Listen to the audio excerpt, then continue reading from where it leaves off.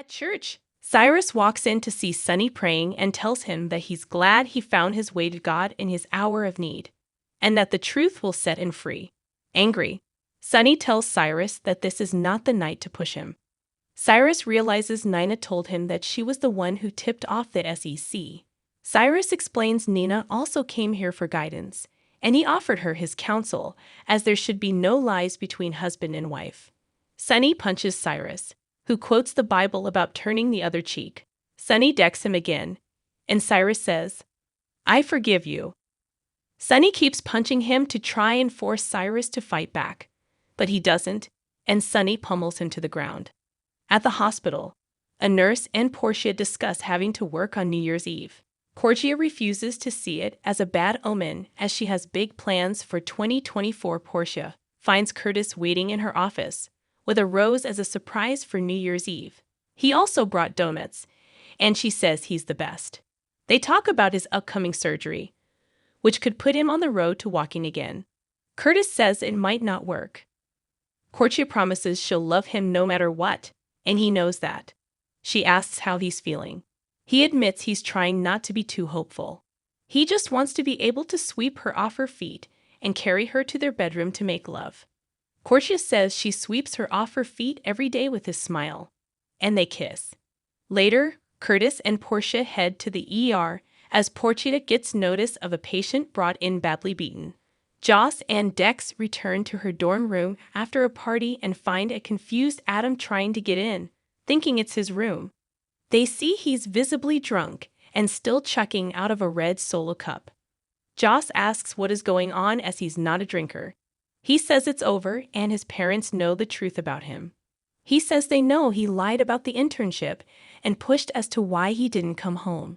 He says his lousy grades, his A in chemistry came up, along with the B he got in anatomy. Now his parents are threatening to pull him out of PCU and send him to a local college because they refuse to waste their money on him if he won't perform to their standards. He doesn't understand why he was such a screw-up. At the Port Charles Grill, Laura continues to think about Bobby, Luke, and Lucky, who is out there searching for a part of himself.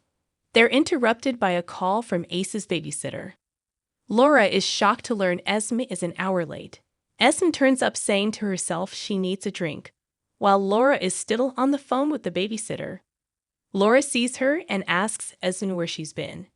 Esme talks to the babysitter and assures her that she'll be home right away. She apologizes to Laura, and Kevin brings her a hot cider to warm her up and picks up the glove she dropped. Esme thanks him, though she lost the other one. Laura recognizes it as the glove from Windermere and realizes she was the one who broke in.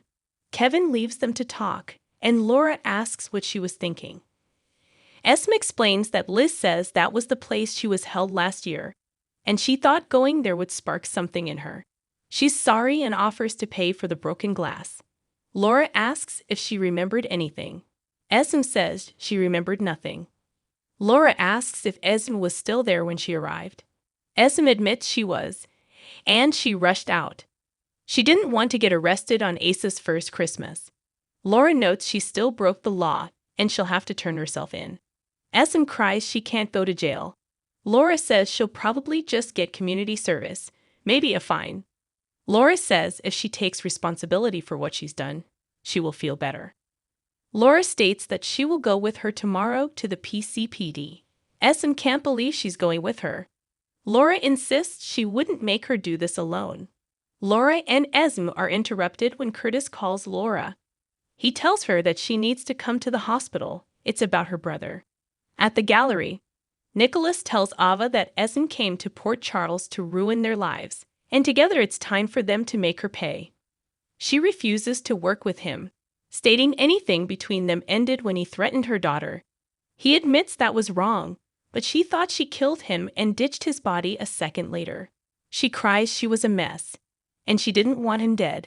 He admits that's something. Ava tells Nicholas that Esme has no memory and is devoted to her son. Nicholas yells, "My son!" Nicholas says Esme will revert to who she is eventually.